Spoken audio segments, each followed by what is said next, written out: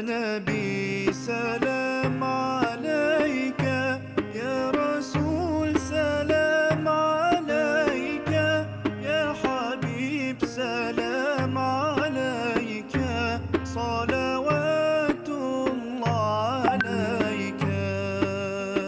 صل على النبي وتبسم، ده النبي تبسم وتبسم، ده النبي تبسم. اللهم صل.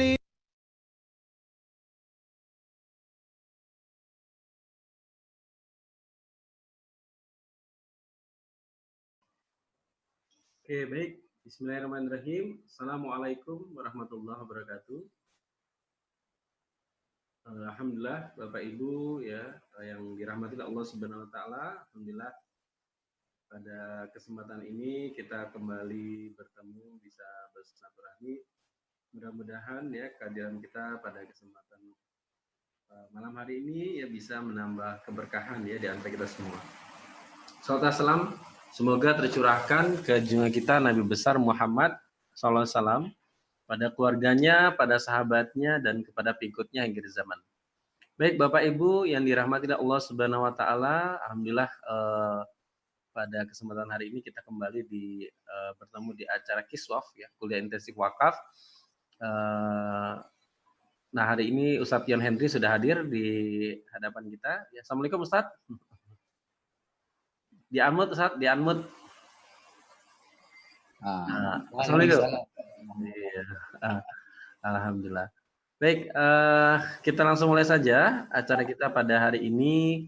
Mari kita buka ya dengan sama-sama membaca basmalah ya. Bismillahirrahmanirrahim. Baik, kami persilakan Ustadz Yan Henry bisa.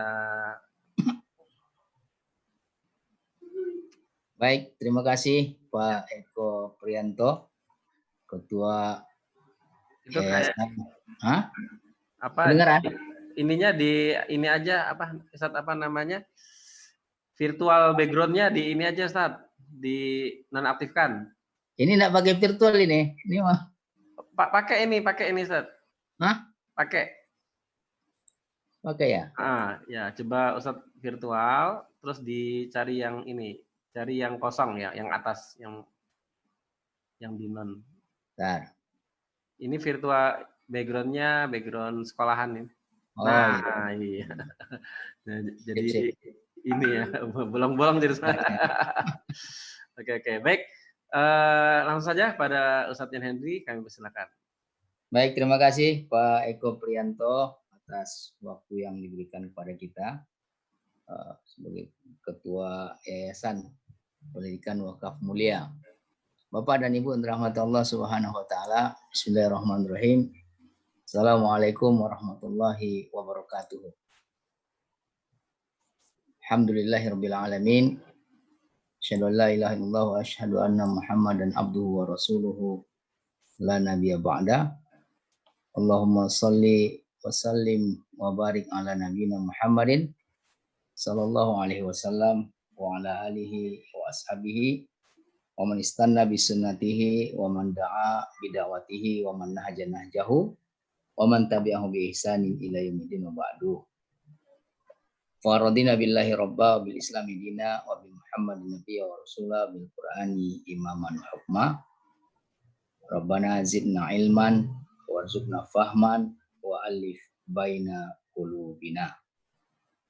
Nah, Bapak dan Ibu yang dirahmati Allah Subhanahu wa taala, pertama mari kita bersyukur kepada Allah Subhanahu wa taala atas anugerah rahmat inayah dari Allah Subhanahu wa taala pada kita semuanya, sehingga malam hari ini kita masih mendapatkan kesempatan untuk bisa melakukan amal soleh. Nah, diantaranya itu belajar terkait dengan salah satu syiar dari syiar-syiar Allah Subhanahu wa taala, khususnya di bidang muamalah, yaitu al-wakaf.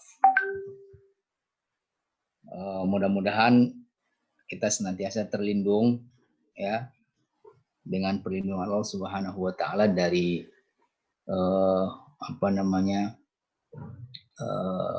terkontaminasinya nawaitu kita. Kita selalu menjaga ketulusan niat kita dalam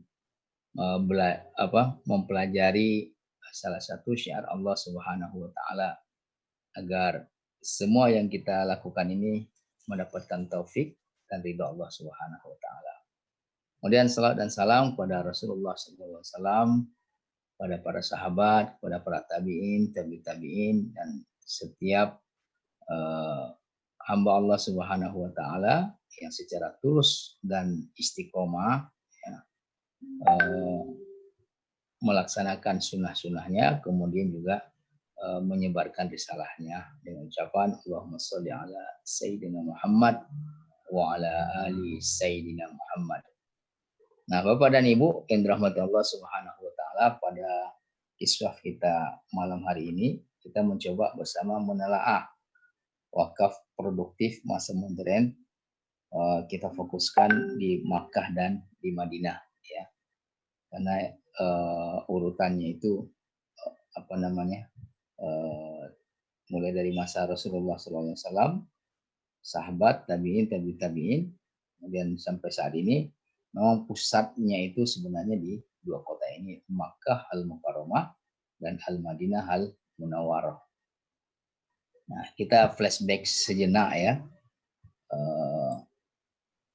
karena wakaf yang ada di Makkah dan di Madinah di masa modern ini itu tidak terlepas dari wakaf pada masa lalu, pada masa Nabi Muhammad SAW dan seterusnya. Nah, kita lihat secara historikal wakaf produktif di Makkah dan di Madinah itu pada masa Nabi Muhammad SAW, sesaat beliau sampai di Kuba, 5 km dari pusat kota Madinah, ya, beliau membeli sebidang tanah dengan menggunakan uang Abu Bakar As-Siddiq radhiyallahu anhu. Kemudian tanah itu diwakafkan. Setelah itu di atas tanah itu dibangun sebuah masjid namanya Masjid Kuba. Inilah awal masjid usisa ala taqwa. Masjid yang pertama kali dibangun berdasarkan takwa kepada Allah Subhanahu wa taala. Dan salah satu fadilah dari Masjid Kuba ini, termasuk yang Rasulullah SAW sarankan untuk dikunjungi, karena Rasulullah SAW ketika sudah sampai di pusat kota Madinah, itu kalau tidak salah setiap hari Sabtu atau setiap hari Rabu itu boleh berkunjung ke Masjid Kuba tersebut, kemudian melaksanakan sholat duha di sana. Nah, siapa yang berkunjung ke Masjid Kuba kemudian melaksanakan sholat duha, itu pahalanya sama dengan sekali umroh. Begitu kira-kira. Kemudian ketika beliau di Al-Madinah Al-Munawwarah, beliau juga mewakafkan 7 kebun yang diberikan oleh Mukhairik dalam wasiatnya kepada Rasulullah SAW apabila dia terbunuh dalam perang Uhud. Kemudian Mukhairik mengatakan ini untuk Muhammad SAW yang digunakannya untuk pada hal-hal yang tampak oleh Allah Subhanahu wa taala. Dan setelah 1 tahun dimanfaatkan oleh Rasulullah SAW, kemudian 7 kebun tersebut itu diwakafkan. Dan perlu juga kita ketahui bahwasanya di Makkah Al-Mukarramah Rasulullah SAW dan para sahabat juga mempunyai properti, mempunyai aset dan seterusnya, yang rata-rata ditinggalkan oleh para sahabat yang jumlahnya 73 orang kalau tidak salah ketika hijrah dari Makkah Al-Mukarramah menuju Madinah Munawwarah. Aset itu ditinggalkan.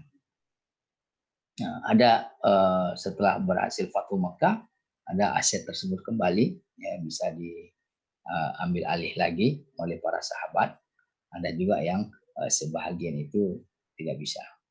Kemudian pada masa sahabat radhiyallahu anhum, ya, masa sahabat Rasulullah SAW radhiyallahu anhum, juga banyak wakaf-wakaf yang dilakukan oleh para sahabat. Ya. Ada wakaf Abu Bakar As-Siddiq radhiyallahu anhu, apartemen di Makkah, Umar bin Khattab radhiyallahu anhu, kebunnya di Khaybar, kemudian wakaf Utsman bin Affan, sumur Roma di Madinah, Wakaf Ali bin Abi Thalib, kebunnya di Yanbo. Ali bin Abi Thalib ini juga banyak wakafnya, bukan hanya kebun ya. Rata-rata wakafnya banyak sekali. Zubair bin Awam, pertanian di Makkah dan Madinah. Sa'ad bin Abi Waqqas, Mu'adz bin Jabal, Jabir bin Abdullah, Uqbah bin Amr, Abdullah bin Zubair, Fatimah binti Muhammad sallallahu alaihi wasallam radhiyallahu anha, Aisyah radhiyallahu anha, istri Rasulullah sallallahu alaihi wasallam, dan banyak lagi ya, termasuk Khalid bin Walid dan seterusnya. Nah, rata-rata wakaf Rasulullah SAW termasuk juga wakaf para sahabat hingga saat ini masih established ya, masih produktif dan masih ada.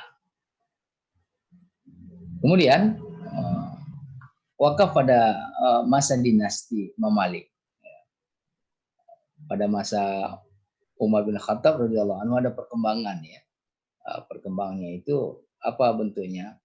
Ikrar wakaf itu mulai diwujudkan dalam bentuk akta, dokumen akta ikrar wakaf. Ya. Kemudian nazirnya sudah mulai dikembangkan oleh Umar bin Khattab radhiyallahu anhu, bukan hanya diri beliau, tapi juga ada semacam wasiat setelah beliau tidak ada diantara oleh Hafsah binti Umar Ibnu Khattab radhiyallahu anhu dan seterusnya, kemudian sampai kepada Zawi Ra'i ya, dari kalangan anak keturunan beliau dan sahabat Muhajirin dan Ansar seterusnya. Nah, kemudian pada masa dinasti Imam Malik wakaf yang banyak itu mulai ditertibkan ya. Wakaf Nabi Muhammad SAW, kemudian wakaf para sahabat, baik wakafnya yang zurri maupun yang khairi maupun yang mustarak, itu mulai ditertibkan pada masa dinasti Mamalik, yaitu dengan cara membentuk kantor administrasi wakaf ya, khususnya wakaf-wakaf yang ada di dua tempat suci, yaitu Makkah Al-Mukarramah dan Al-Madinah Al-Munawwarah. Nah, kantor administrasi wakaf ini, maka pertama aset wakaf itu terdokumentasikan ya. Kemudian yang kedua, ada perencanaan bagaimana pelestarian harta wakaf tersebut, baik itu yang berkaitan dengan memproduktifkan harta wakaf itu atau menyalurkannya kepada para mauqufun alaihinya. Nah, kalau kita perhatikan dari wakaf-wakaf yang ada, mauqufun alaihinya itu banyak tertuju kepada dua kota suci ini, Makkah Al-Mukarramah dan Al-Madinah Al-Munawwarah. Ya, Makkah Al-Mukarramah dan Al-Madinah Al-Munawwarah. Dan titik itu banyak pada pertama kebun ya, kemudian yang kedua sumur, ya. Kemudian yang ketiga tempat tinggal. Ya. Jadi kebun, sumur, tempat tinggal. Nah, ini menarik nih Bapak dan Ibu yang dirahmati Allah Subhanahu wa taala. Ya. Mengapa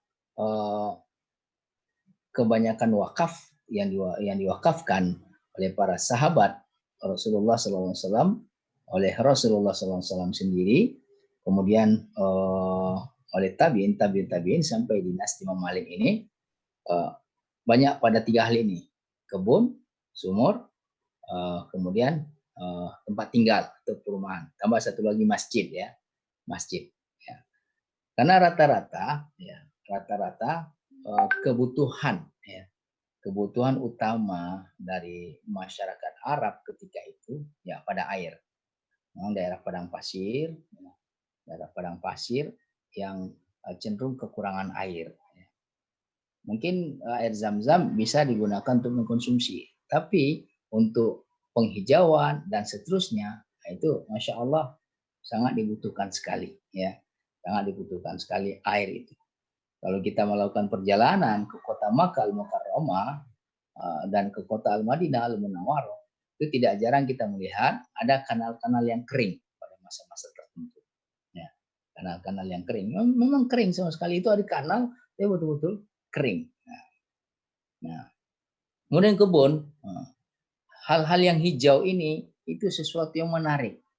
Ya, kita jarang menemukan pada masa itu wakaf emas, ya, wakaf perhiasan dan seterusnya. Ya. Kenapa? Karena di tengah-tengah masyarakat Arab emasnya bukan kurang, tidak, banyak sekali emasnya itu. Emas yang ada di tanah Arab itu sangat banyak sekali. Tetapi yang multi efek, dampak manfaatnya itu banyak sekali, kemudian juga sangat berharga sekali, itulah penghijauan itu tadi, kebun kurma. Nah, rata-rata para sahabat Nabi Muhammad SAW, kurma yang ditanam itu adalah kurma ajwa, ya, kurma ajwa, kurma nomor 1, kurma yang Nabi, di mana harganya itu satu pohon itu 1 tahun itu bisa menghasilkan sampai 75 juta. Nah, satu pohon selama 1 tahun itu bisa menghasilkan sampai 75 juta rupiah. Memang sangat mahal sekali. Nah, kemudian ketika berkembang, ketika pada masa Raja Abdul Aziz bin Abdurrahman, nah ini bukan Abdurrahman ya, maaf, bin Abdurrahman Al-Saud, ya, yang mendirikan kerajaan Saudi Arabia ini, Al-Saud. Nah, beliau mulai melakukan perapian dan penertiban. Ya. Langkah pertama yang dilakukan oleh beliau apa? Itu mengeluarkan dekret raja, ya. Mengeluarkan dekret raja. Tepatnya dekret raja ini dikeluarkan pada tanggal 27 Zulhijjah tahun 1354 Hijriah. Ya. 27 Zulhijjah 1354 Hijriah. Apa isinya? Isinya itu memerintahkan untuk mendirikan kantor administrasi umum dengan basis di kota Makkah yang mengatur semua administrasi wakaf di 2 kota suci Makkah dan Madinah. Diikuti oleh banyak organisasi nazir yang semuanya bertujuan untuk mereformasi status wakaf di negara itu sehingga manfaat yang diinginkan tercapai. Karena ketika khilafah Utsmaniyah kalau tidak salah ya, mulai mengalami kemunduran, itu banyak harta wakaf yang tidak terdeteksi, ya. Yang sudah diinisiasi di masa dinasti Imam Malik itu mulai memudar, ya, karena banyak persoalan-persoalan internal umat Islam saat itu, ya, yang menjadikan wakaf yang merupakan instrumen yang sangat efektif sekali untuk mengangkat kesejahteraan umum, mencerdaskan kehidupan bangsa, mencerdaskan kehidupan umat ketika itu banyak terabaikan. Ya. Nanti itu ada seperti sumurnya Zubaidah binti Ja'far Al-Mansur, ya, istrinya Khalifah Harun Ar-Rasyid rahimahullah. Ya. Ini juga terabaikan. Padahal pada masa Harun Ar-Rasyid rahimahullah itu menjadi khalifah, ya, ini sumur ini sangat bermanfaat sekali bagi jemaah haji khususnya jemaah haji yang berasal dari kota Baghdad, Kufah, ya. Dan banyak lagi aset-aset, ya, aset-aset wakaf yang itu yang tidak terdeteksi, termasuk juga sumur-sumur yang diwakafkan oleh Ali bin Abi Thalib radhiyallahu anhu yang jumlahnya itu 12, ya, terus yang tersebar dari Yanbo, kemudian Makkah, Madinah dan seterusnya, termasuk sumur-sumur yang dibuat oleh Muawiyah bin Abi Sufyan radhiyallahu anhu yang beliau gali, beliau buat, ya, terus beliau alirkan mulai dari Syams sampai ke kota Makkah termasuk kota Madinah. Nah, memang ketika itu orientasinya bagaimana bisa melayani jamaah haji, ya, bagaimana bisa melayani jamaah haji. Nanti bisa kita jelaskan di sana. Bapak dan Ibu yang dirahmati Allah Subhanahu wa taala.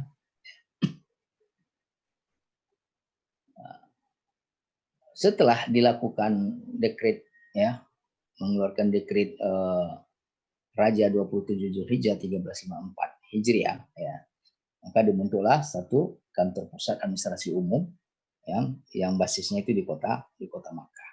Mulai dilakukan pendataan, kemudian penataan, kemudian pemberdayaan, ya. Didata lagi aset wakaf yang ada, kemudian ditata mana yang zurri, mana yang khairi, mana yang mustarak. Kemudian setelah itu diberdayakan. Maka dapatlah beberapa wakaf-wakaf ya, dari para sahabat dan lain sebagainya yang mulai diberdayakan seperti Sumur Raumah ya. Sumur Raumah. Sumur Raumah ini adalah wakaf Utsman bin Affan radhiyallahu anhu sekitar 1400 tahun yang lalu ya. 1400 tahun yang lalu. Nah, Sumur Raumah ini ya, oleh Kementerian Lingkungan Hidup, Air dan Perkebunan ya, Wazirul Bi'ah wal Miyah Wazira'ah Saudi Arabia itu disewa ya, untuk memproduktifkan sumur itu disewa. Nah, yang menyewa itu kementerian ya, kementerian disewa dari nazirnya. Nazirnya siapa? Nazirnya itu adalah pemerintahan kerajaan Saudi. Kemudian untuk pelaksanaan hariannya itu adalah Kementerian Urusan Agama, Dakwah dan Bimbingan Islam. Wizaratus Syu'un al-Islamiyah wa Dakwah wal Irsyad Saudi Arabia. Nah, ini disewa oleh Kementerian Lingkungan Hidup dan Perkebunan. Gunanya untuk apa? Untuk mengairi sekitar 15.500 batang pohon kurma di lahan seluas 10 hektar. Nah, kebun kurma ini juga sebenarnya yang 15.500 ini adalah kebun kurmanya Utsman juga. Utsman bin Affan radhiyallahu anhu yang beliau wakafkan juga.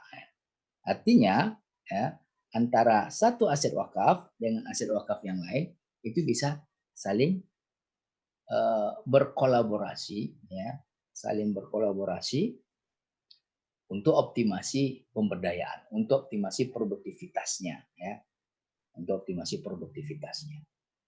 Nah, ini disewa dalam jangka waktu yang lama, nah, tetapi pembayaran itu per tahun. Nah, ini bisa kita lihat ya Bapak dan Ibu yang dirahmati Allah Subhanahu wa taala, ini Sumur Utsman Ibnu Affan radhiyallahu anhu atau Sumur Roma. Nah, kira-kira kalau melihat gambarnya ini nih ya, boleh dicat ya jawabannya, dicat ya. Kalau melihat dari gambarnya ini ya, Bapak dan Ibu yang dirahmati Allah Subhanahu wa taala, kira-kira produktivitas ya. Produktivitas sumurnya bagaimana? Berapa liter kira-kira itu per hari ya. Ini di pinggir-pinggirnya itu ada kebun kurma. Ya. Ini sumurnya di Madinah ya. Jadi perkiraan hasil sewa sumur per tahun ya, perkiraan hasil sewa sumur per tahun dia hitungan produksi ya, per hari. Mungkin per hari itu sekitar 30.000 liter. Ya, sekitar 30.000 liter. Karena untuk mengairi 10 hektar kebun kurma itu tadi. Kemudian perkiraan produksi selama 1 tahun berarti sekitar 10.950.000 liter. Nah, harga per liternya itu 1 rial. Jadi kalau per tahun itu sekitar 10.950.000 rial. Atau kalau dirupiahkan sekitar 20 miliar ya. Dan semua itu bisa mendapatkan hasil sekitar 20 miliar. Hampir 21 miliar. Kemudian kebun kurma yang dimiliki oleh Utsman bin Affan yang gambarnya itu seperti ini, Mazra'ah Bir Utsman ya. Kebun kurma, kemudian juga sumur Utsman. Nah, kebun kurma yang diairi dengan sumur Utsman Ibnu Affan radhiyallahu anhu. Nah, perkiraan hasilnya ya, Bapak dan Ibu yang dirahmati Allah Subhanahu wa taala, itu jumlah pohon kurmanya 15.500 batang. Hasil per batang per tahun itu diestimasikan 75 juta rupiah. Nah, karena kurma itu kalau sudah berbuah itu mematinya itu sangat cepat sekali gitu. Dan kemudian kurma yang ditanam itu di Madinah itu pokoknya kurma ajwa, kurma nomor 1 ya, yang paling mahal. Dan kalau per kilonya itu bisa harganya sampai 300, 400 bahkan 500 ribu rupiah. Ya. Kemudian total hasil per tahun ya dari kebun kurma itu 1,1 triliun ya. 15.500 batang ini.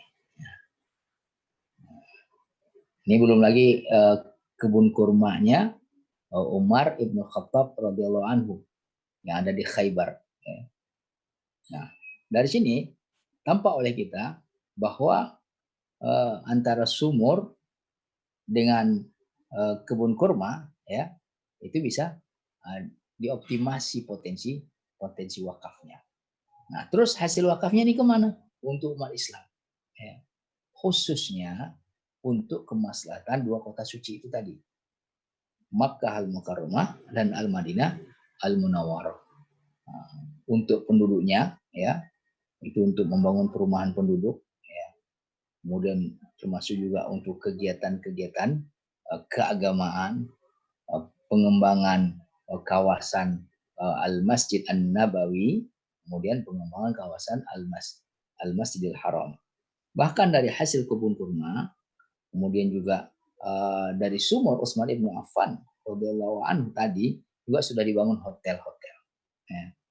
Sudah dibangun hotel-hotel, rumah makan, kemudian pasar-pasar induk ya, pusat-pusat perbelanjaan. Jadi Masya Allah barokahnya itu sangat luar biasa sekali. Kita juga mengenal bahwa rekening untuk penyimpanan hasil daripada wakaf ini masih menggunakan nama Utsman ibn Affan radhiyallahu anhu sang sahabat tersebut. Ini konon kabarnya rekening paling tua. Nah, kemudian dari pendataan itu juga ya yang diinisiasi oleh Raja Abdul Aziz itu tadi bin Abdurrahman yang mengeluarkan dekret tanggal 27 Zulhijjah 1354 Hijriah itu pendataan terhadap wakafnya Umar bin Khattab radhiyallahu anhu yang di Khaybar. Didata kemudian diberdayakan, dioptimalkan. Nah, didapat data informasi bahwa kebunnya ini di dalam kebunnya itu terdapat 70.000 batang pohon kurma. Nah, hasil per batang itu per tahun 75 juta. Berarti selama 1 tahun perkiraan hasil kebun kurma Umar bin Khattab radhiyallahu anhu itu adalah 5,2 triliun. Makanya ketika beliau wafat ya, ketika Umar bin Khattab radhiyallahu anhu wafat, itu beliau meninggalkan aset belasan triliun, 11, berapa triliun begitu. Jadi para sahabat Nabi Muhammad SAW itu adalah para pengusaha, para konglomerat ya, yang memiliki lahan perkebunan yang sangat luas sekali, tetapi uniknya itu semua tidak melalaikan mereka pada ibadah kepada Allah Subhanahu wa taala. Ya, sebagaimana peringatan Allah Subhanahu wa taala dalam surah Al-Munafikun ayat 9 sampai 11, ya ayyuhalladzina amanu la tulhikum amwalukum wala auladukum an dzikrillah. Wa may yaf'al dzalika fa ulaika humul khasirun. Wa anfiqu mimma razaqnakum min qabli ayyati ahadakumul maut wa yaqula rabbi laula akhartani ila ajalin qarib wa saddaqa wa akum as-salihin.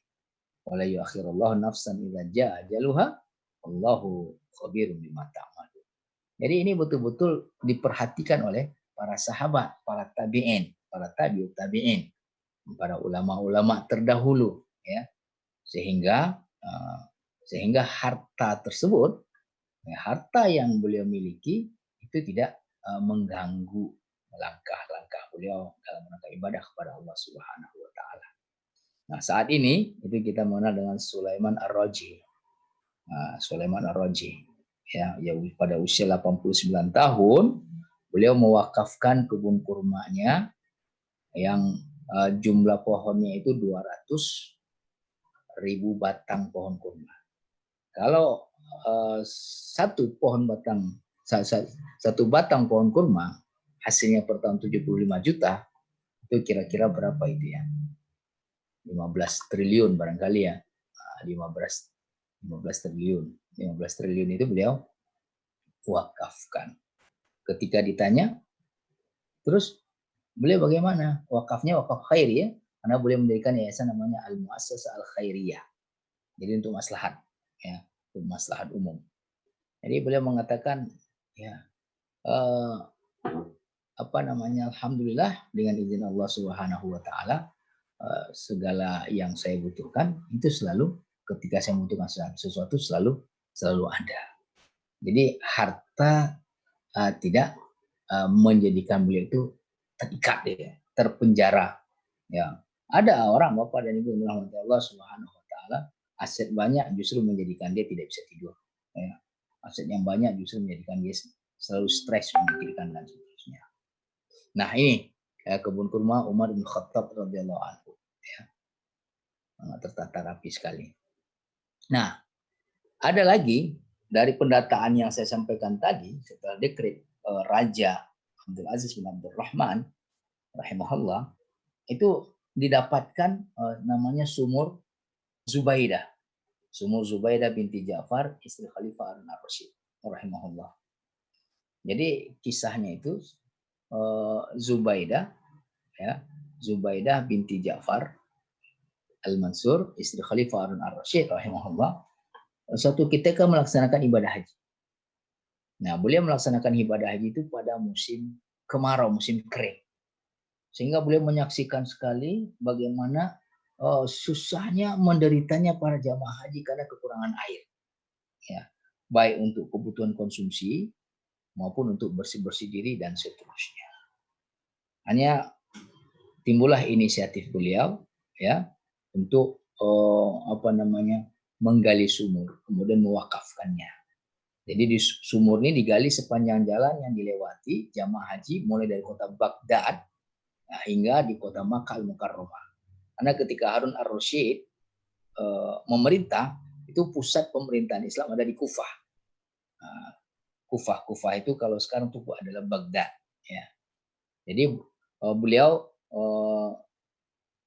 gali sumur di Baghdad, ya, gali sumur di Baghdad. Kemudian setelah itu diwakafkan. Nah, setelah itu menuju Makkah itu dibuat kanal-kanal. Untuk mengaliri air sumur tersebut, dibangunlah kanal-kanal di daerah yang curah hujannya tinggi. Sehingga boleh juga memulai lembah, bukit, dan lahan yang dilewati oleh kanal-kanal tersebut untuk kemudian diwakafkan juga. Jadi dari Baghdad ke kota Makkah itu, kalau ada bukit, itu dibuat kanalnya, kemudian dibeli itu dari penduduk yang memiliki bukit itu.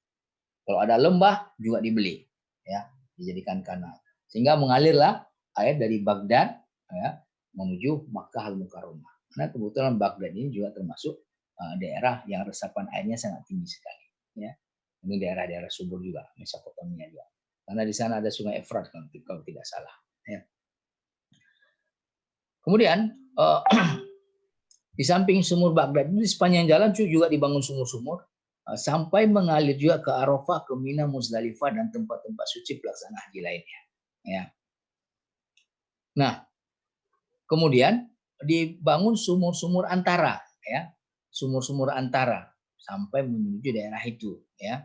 Ada namanya sumur Ain Masyash, ada juga Ain Maimun, ada juga Ain Za'faran, ada Zain Barut, ada Ain Toriki, ada Ain Tuqbah, juga ada Ain Jarniat, ya. Ada 7 itu, 1, 2, 3, 4, 5, 6, 7, ya. Ada 7 sumur-sumur antara. Kemudian sumur induk itu ada di kota Baghdad itu. Nah, alhamdulillah dirasakan manfaatnya oleh jamaah haji. Jadi ini wakafnya itu wakaf khairi juga, ya. Wakafnya wakaf khairi kalau dilihat dari mauqufun alaihinya. Kalau dilihat dari harta benda yang dimanfaatkan, harta yang diwakafnya termasuk wakaf a'yan, ya. Termasuk wakaf a'yan karena langsung. Kemudian kalau dilihat dari bisa langsung dimanfaatkan atau tidak, ini namanya dari zatnya ini termasuk mubasyir, ya. Mubasyir atau zati, ya. Zati. Nah, saat ini kerajaan Saudi Arabia kembali mengoptimasi jadi potensi wakaf sumur ini untuk kepentingan umum khususnya jamaah haji. Jadi sebelum Raja Abdul Aziz bin Abdurrahman ya, memerintah, ini sumurnya sempat hilang dari peredaran ya. Nah, ini sumur dari Zubaidah binti Ja'far al-Mansur, istri Khalifah Harun ar-Rasyid. Ini sempat tidak ditemukan, sempat tidak aktif ya. Sempat tidak aktif. Nah, sekarang setelah dekret itu dengan adanya kantor pusat administrasi terkait dengan perwakafan ya ada di Makkah Al-Mukarramah dan di Al-Madinah Al-Munawwarah, maka sumur ini diaktifasi lagi. Nah, kalau sumur diaktifasi lagi, mungkin hasilnya tidak jauh berbeda ya, bahkan melebihi ya, melebihi dari sumur Utsman ibnu Affan radhiyallahu anhu. Kenapa? Karena sumurnya ini ada 7, ada 8 malahan. Satu pusatnya di Baghdad, kemudian ada sumur-sumur antara itu tadi ya. Nah, ini di samping untuk jamaah haji untuk minumnya, untuk bersih dirinya ya. Ini juga untuk mengairi perkebunan kurma yang ada di sepanjang kanal-kanal dari Baghdad menuju Makkah Al-Mukarramah. Nah, ini hitung-hitungan saya kalau produksinya 30.000 liter per sumur per hari, maka 7 sumur itu 210 liter.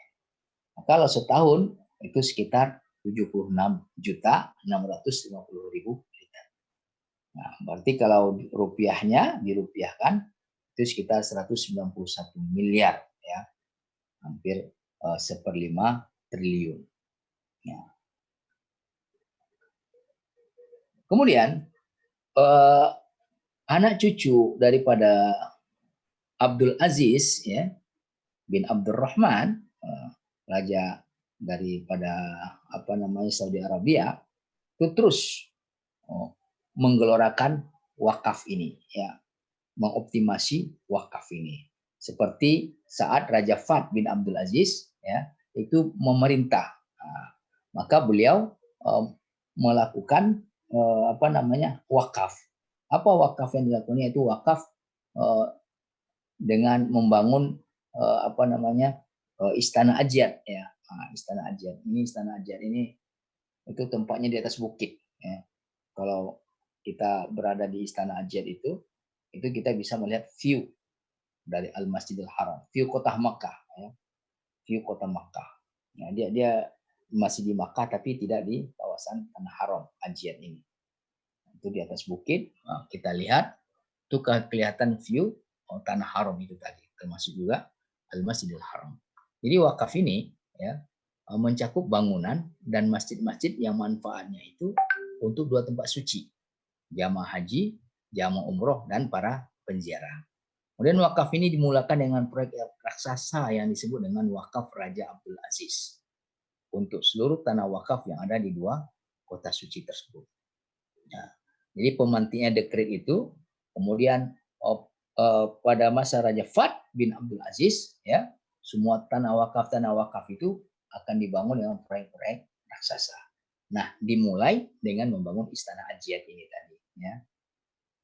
Nah, di sini disebutkan haitsu wada'a hadra asas lil masyru' khadimul haramain asyarifaini al-Malik Abdullah bin Abdul Aziz Al-Saud rahimahullah.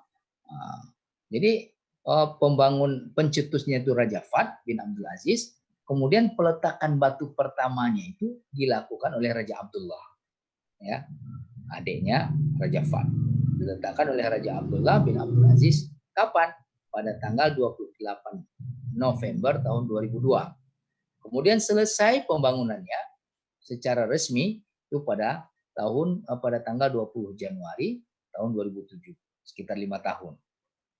Nah, Istana Ajiat ini ya arsitekturalnya masya Allah ya, betul-betul tinggi ya, betul-betul tinggi, betul-betul indah sekali, ya. Unik ya. Yatakawan min markas sakani min sabati abraj. Kemudian di istana itu ya, ada 7 tower. Ya. Kemudian tiap-tiap tower itu ada hotelnya. Jadi ada perhotelannya. Kemudian markas tijari, dokhmul bil idafa ila aswaq markaziyah. Kemudian pusat-pusat bisnis ya, termasuk juga pasar-pasar induk. Kemudian mantiqo mata'im, pusat-pusat kuliner. Kama yaqul waqfu fawqa jabalil qal'ah bi'itlalati mubasyirah ala sahatil haram al-makki syarif. Bahwasanya istana Ajiat itu dengan hotel dan seterusnya itu terletak di atas Bukit Qal'ah namanya, ya, di atas Bukit Qal'ah. Kemudian bisa dari sana kita bisa melihat view-nya langsung, secara langsung, view dari kota Makkah, ya, Al-Haram Al-Makki.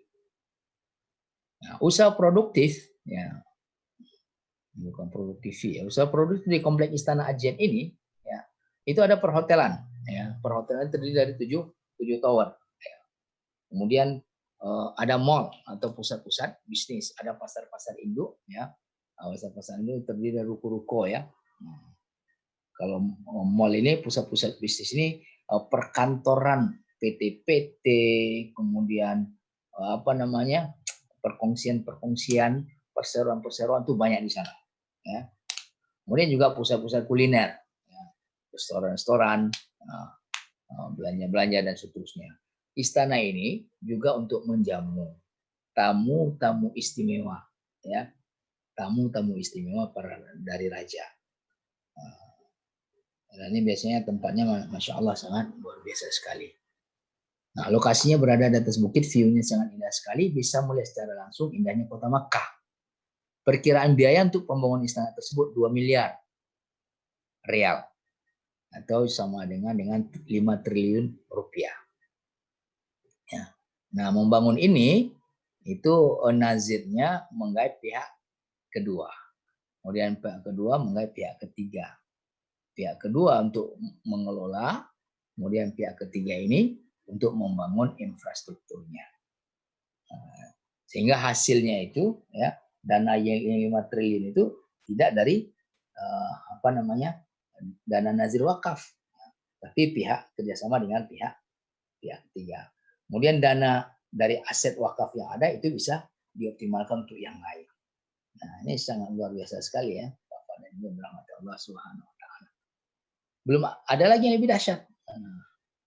Jadi perkiraan penghasilan per tahun saya agak susah menghitungnya nih, ya. Tapi ini tentu saja penghasilan per tahun sangat banyak sekali. Nah, kemudian ada lagi, ya,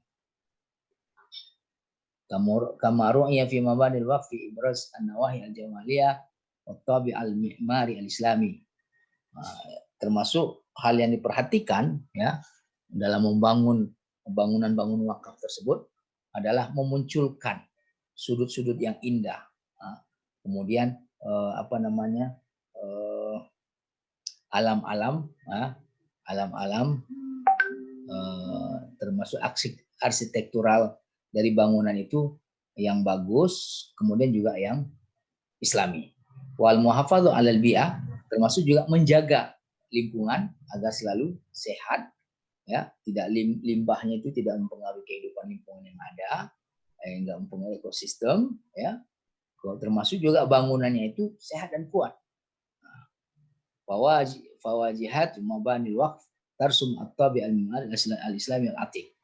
Nah, kalau kita lihat wajah dari bangunan-bangunan yang dibangun berdasarkan wakaf itu tadi, itu menggambarkan arsitektural Islami yang unik, kuno tetapi unik gitu, indah, bisyaqlin yaliq bi ahamiyatil masyru', dengan bentuk yang layak untuk kebutuhan, sesuai dengan kebutuhan dari proyek ini tadi. Mauqi'uhu qurbal Masjidil Haram.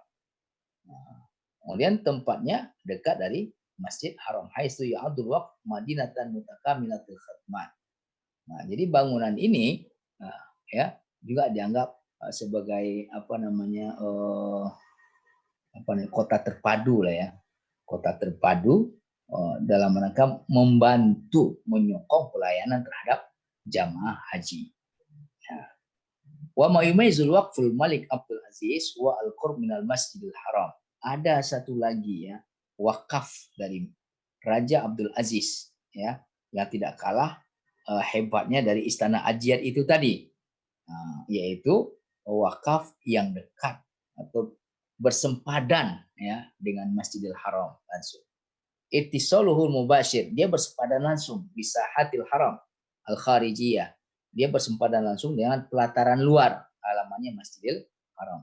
Tatarabba ala qimmatil waqf, tatarabba ala qimmatil waqf a'la wa akbar sa'at fil alam. Tampak di puncak dari bangunan wakaf itu ya, jam yang paling tinggi dan paling besar sedunia saat ini. Tahtawi ala akbar syair lil mamlakah. Kemudian jam itu juga mengandung syiar dari kerajaan ya. Wa ya'luha akbar lafz. Kemudian di atasnya, di puncaknya itu tadi, itu ada lafaz jalalah. Ada lafaz jalalah. Ma'akbar hilal, lafaz jalalah itu tulisan Allah Subhanahu wa taala. Kemudian ada bintang dan hilal ya, bintang hilal ya, dan bintang dan hilal al-islami fil alam. Paling tinggi, paling besar. Bisa kita lihat jam-jam towernya, silakan di browsing saja nanti. Wa yu'addu al-waqfu min akbar mabani as-sakaniyah. Dan ini adalah dianggap ya, ini dianggap bangunan ya, bangunan paling besar ya, perhotelan paling besar yang dibangun dari hasil wakaf, dari tanah wakaf, di atas tanah wakaf dan dari hasil wakaf. Wa tijariyah, termasuk juga pusat bisnis fil alam. Nah, di dunia saat ini. Min haitsu masahatil mabna, di mana luasnya ya, luasnya bangunan ini ya, itu kira-kira 1.500.000 meter persegi ya, 1.500 meter persegi. Wa huwa mukawwan min sab'ati abraj mutalashiqah. Kemudian bangunan ini terdiri dari 7 tower, yang paling tinggi tower Zamzam Tower ada 7.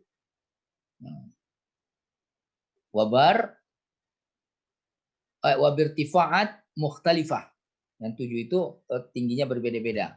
Yasilu irtifal burj ar-raisi fihi ila 600 wahid metrin. Nah, Zamzam Tower yang paling tinggi itu tingginya 601 meter ya. Wa yastau'ib adadan kabiran minaz zuwar wa duyufur rahman yablugh 65 alfan. Nah, 7 tower itu tadi yang berupa perhotelan itu bisa menampung ya, melayani ya, sekali tampung sekali melayani itu dari para penziarah, dari tamu-tamu Allah Subhanahu wa taala, penuh itu semuanya 65.000 tamu yang menginap.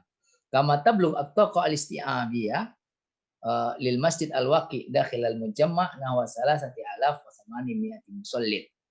Nah, juga di dalam bangunan itu, yang 7 tower itu ada masjid. Ya, dibangun masjid yang sholatnya itu mengikuti sholat yang ada di Masjidil Haram, karena masih masuk tanah haram. Nah, masjid di dalam ruangan itu, ya, dalam bangunan itu bisa menampung jamaah sebanyak 3.800 ya. 3.800 jamaah sholat. Apa dibayangkan besarnya bagaimana ya? Mungkin sebesar apa gitu, bangunannya luar biasa sekali. Wa balaghat taklifatul masyru' al-ijmaliyah aksar min miliarai riyal. Nah, untuk membangun itu ya, itu dibutuhkan dana 2M rial. Itu sama dengan 5T. Wa wifqan li aqdil istismar tablugh mudatal intifa bihi khamsah wa salasuna aman hijrian. Kemudian dibuatlah kerjasama untuk pemanfaatan itu, untuk memproduktifkannya, mulai dari membangunnya sampai memproduktifkannya, termasuk juga menghasilkan, merawat, memelihara, maintenance dan seterusnya dengan pihak kedua, yakni Bin Laden Group selama 35 tahun. Jadi akadnya itu 35 tahun. Nah, kabarnya Bin Laden Group untuk membangun itu juga tidak dari dana dia, dia menggait pihak ketiga yang khusus membangun. Kalau Bin Laden itu memproduktifkan, mengelolanya. Nah, jadi nazirnya dalam hal ini pemerintah kerajaan Saudi, ya, Khadimul Haramain, yang dalam pelaksanaan hari ini itu adalah Kementerian Urusan Agama, Dakwah, dan Bimbingan Islam, ya, itu menerima ri'ul waqfi, ya, laba, ya, laba daripada wakaf itu tadi, ala masoleh wa khidmatil haram al-maki syarif. Nah, itu dalam rangka dialokasikan untuk melayani, ya, melayani Masjid Haram dan Masjid Nabawi. Kemudian yatamayas Waqful Malik Abdul Aziz di markas TB. Di samping itu juga ada pusat kesehatan terpadu, ya. Nah, pusat kesehatan terpadu juga di sekitar Masjidil Haram itu tadi. Kemudian tempat mukir dan muktamar. Kemudian tempat untuk muktamar, seminar-seminar. Bitaqa isti'abiyah tablugh alfun wa khamsimi'ah. Ruang pertemuan yang bisa memuat 1.500 orang. Kemudian mahattat khassah lil hafilat litanaqulat ad-dakhiliyah. Kemudian juga dibangun terminal bis, ya. Terminal bis untuk membantu jamaah. Ya, kan hotel-hotel ada yang jaraknya 0,5 kilo, ada yang 1 kilo, 2 kilo dan seterusnya. Nah, kita kalau di di Makkah Mukarramah di Masjidil Haram, ya. Saya pernah ketika umroh tahun 2018 itu hotel saya 1 kilometer dari Masjidil Haram. Nah, itu kita naik bis gratis itu. Bis itu setiap 5 menit ada terus, setiap 5 menit ada terus, setiap 5 menit ada terus. Nah, kira-kira sekitar 200 meter lah sebelum Masjidil Haram itu, dekat Zamzam Tower itu ada terminal bis. Berhenti di sana terus kita berjalan ke Masjidil Haram. Ya. Nah, itu kita tidak bayar, nggak bayar sama sekali. Ya. Kenapa? Karena itu adalah hasil dari wakaf. Dan itu bisnya banyak sekali, mewah-mewah. Ya. Drivernya digaji dengan hasil wakaf itu tadi. Kemudian mobil itu dibeli dari hasil wakaf itu tadi. Ya. Kemudian maintenance-nya juga dari hasil wakaf. Terminal itu pun dibangun dari hasil wakaf. Masya Allah. Sangat luar biasa sekali. Markas Taqafi Kabir. Nah, juga ada perpustakaan. Ya, perpustakaan yang sangat besar sekali. Nah, bil idofa ila markas Khadimul Haramain Syarifaini. Kemudian perpustakaan ini, pusat peradaban ini juga digunakan untuk wisata bulan, ya, wisata bulan. Artinya dibangun di atas puncak itu nanti ada teleskop untuk bisa melihat bintang-bintang dari dekat. Markas Abahas Ulum Falak, nah, termasuk juga dijadikan untuk penelitian terhadap ilmu-ilmu falak, ilmu-ilmu perbintangan. Nah, ini kira-kira Zamzam Tower ya. Wakaf tadi Istana Ajiat, ini Zamzam Tower. Lokasinya langsung berdekatan dengan pelataran Masjidil Haram. Ya. Total biaya yang digunakan 2 M rial atau 5 triliun rupiah. Ya. Ada 7 tower dan Zamzam Tower yang paling megah, tingginya 601 meter. Luas lahan wakaf yang dibangun 1.500.000 meter persegi, atau berarti berapa ini? Sekitar 150 hektar ya. Perhotelan, di dalamnya ada perhotelan dengan kapasitas 6.500 tamu ya. Kemudian masjid di dalam hotel itu dengan kapasitas 3.800, pusat kesehatan terpadu, pusat bisnis, pusat perbelanjaan, pasar induk, gedung pertemuan dengan kapasitas 1.500 orang, perpustakaan, terminal bis, wisata bulan, yang teleskop itu tadi, pusat penelitian falak. Kemudian ini dilakukan yang kerjasama pihak kedua dan pihak ketiga. Pihak kedua dengan Bin Laden, 35 tahun, yang mengelola. Kemudian Bin Laden untuk membangun itu semua menggait pihak yang ketiga. Jadi dari Nazir sendiri juga tidak ada dana yang keluar. Nah, itu kira-kira Bapak dan Ibu-ibu yang dirahmati Allah Subhanahu wa taala, nampak oleh kita bahwasanya di masa modern ini ternyata upaya-upaya untuk optimasi dan pemberdayaan potensi wakaf itu agar dia produktif juga mulai menggunakan instrumen-instrumen wakaf modern ya. Dengan dengan nazir wakaf dengan Bin Laden ini sistemnya ukur konsesi, kemudian Bin Laden dengan pihak ketiga juga sistem ukur. cuma tahunnya aja yang berbeda. Saya kira itu sementara mungkin bisa kita diskusikan atau kalau ada yang bisa menambahkan. Wallahu a'lam bishawab. Assalamualaikum warahmatullahi wabarakatuh. Waalaikumsalam warahmatullahi wabarakatuh. Baik, wah luar biasa ya Bapak Ibu sekalian ya bagaimana wakaf di ini Makkah dan Madinah ya Ustaz ya. Ya. Wah, kayaknya jadi pengen umroh lagi nih Ustaz. Kalau dulu nggak ngerti ini wakaf ya, jadi ya apa namanya umroh ya umroh aja gitu ya Ustaz ya. Ngikutin ininya ya. Kalau sekarang nih harusnya kita umroh napak tilas wakaf ya. Kalau ke Zamzam Tower ya insya Allah sempat nginap itu Ustaz di sana. Oh, alhamdulillah. Berapa itu per malam Pak Eko? Apa? Per malam berapa? Ah itu travelnya itu. Kabarnya 6,5 juta itu. Ya, itu paketannya itu 11 hari 35 juta dulu.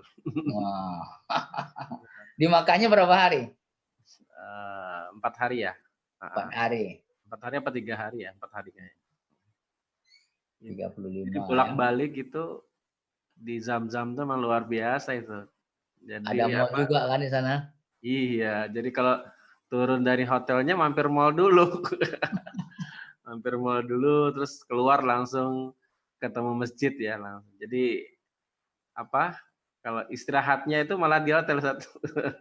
Istirahat di hotel. Kalau udah mau sholat baru turun gitu. Turun. Masya Allah. Jadi lupa ini ya, lupa itikaf di masjid. Apa? Lupa ini. Kalau terlambat sholatnya di ini tuh di apa di mallnya itu pada sholat di mall. Iya. Nah, tapi karena itu sudah masuk kawasan haram juga itu. Iya. Masuk tanah haram juga. Luar biasa dan ternyata itu wakaf ya. Nah, baru tahu sekarang, maksudnya baru tahu ketika belajar ya tentang wakaf. Nah, ini banyak lagi sebenarnya nih Pak Eko. Iya. Itu belum digali wakafnya Ali bin Abi Thalib radhiyallahu anhu sampai sekarang masih established. Apa? Ali bin Abi Thalib. Ali bin Abi Thalib radhiyallahu anhu.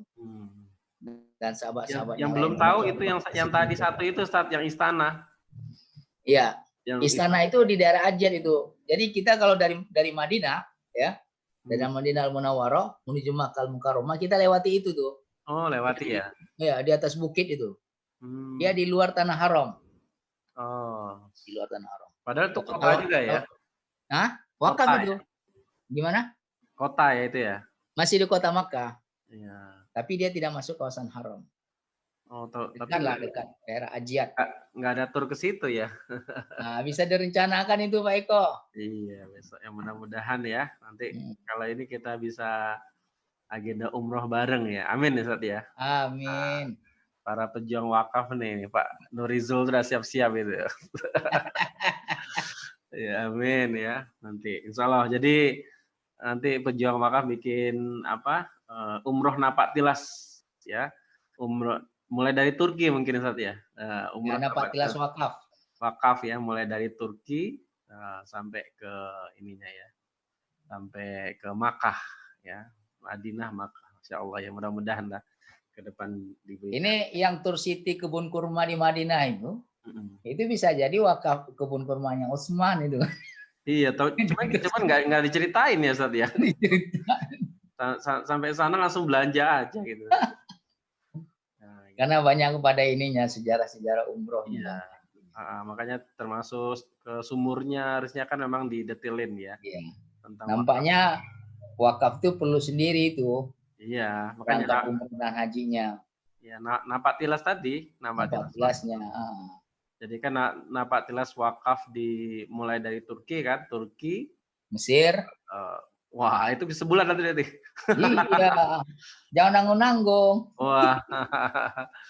Ya, dari Turki kan, Turki, Makkah, Madinah gitu. Pulangnya Mesir gitu Ustaz ya. Mesir mampir sekalian ke ini Maroko Ustaz. Iya. Yang universitas pertama itu kan? Iya, universitas pertama hasil wakaf dari Fatimah Al-Fihri. Iya. Itu kan cuma 30 meter persegi awalnya. Masjid kan, hanya berupa masjid ya? Iya, 30 meter persegi masjid. Bayangkan berapa luas masjidnya itu? 30 meter persegi. Dibangun masjid. Sekarang menjadi universitas. Universitas pertama berbasis wakaf. Masya Jadi Allah. rata-rata universitas memang dari masjid semuanya. Iya, iya. Ya, ini adalah menarik sekali ya. Sebenarnya nanti ini bagus digali ya lebih detail. Baik, silakan Bapak Ibu kalau ada yang ingin bertanya, ya. Yang ingin menambahkan juga boleh. Ya, menambahkan juga boleh. Ini dari Pak Munif ya, Munif Haikal. Istilah wakaf abadi dan wakaf sementara, apa masih bisa berjalan wakaf sementara di Indonesia? Nah, tentang wakaf ini, Ustaz, wakaf sementara, Ustaz. Ya, kan ada istilah wakaf abadi dan wakaf sementara. Apakah masih bisa berjalan wakaf sementara di Indonesia? Jawabannya masih. Jawabannya masih. Ya. Ada Dan undang-undangnya harus supaya peluang masyarakat untuk berwakaf itu semakin luas. Ya. Kalau umpamanya dia tidak bersedia, wakif tidak bersedia abadi. Sementara penumpang nggak mau, kan gitu kan? Iya. Nggak mau selama-lamanya, sementara lah temporal. Nggak mau 5 tahun, dia 4 tahun. Iya. Nggak mau 4 tahun, 3 tahun. Nggak mau 3 tahun, 2 tahun. Nggak mau 2 tahun, setengah tahun. Artinya peluang untuk tidak berwakaf itu semakin mengecil. Kok bisa ada wakaf abadi dan wakaf sementara? Ini tidak lain dan tidak bukan, ya, karena pertama wakaf itu sendiri tidak secara eksplisit disebutkan di dalam Al-Quranul Karim maupun Sunnah Nabawiyah. Kemudian yang kedua, praktek-praktek dari para sahabat, praktek-praktek dari para sahabat Nabi Muhammad SAW radhiyallahu alaihim. Contohnya sahabat Khalid ibn Walid radhiyallahu anhu yang mewakafkan kuda perangnya. Nah, kuda perang ini kan otomatis dia sementara ini.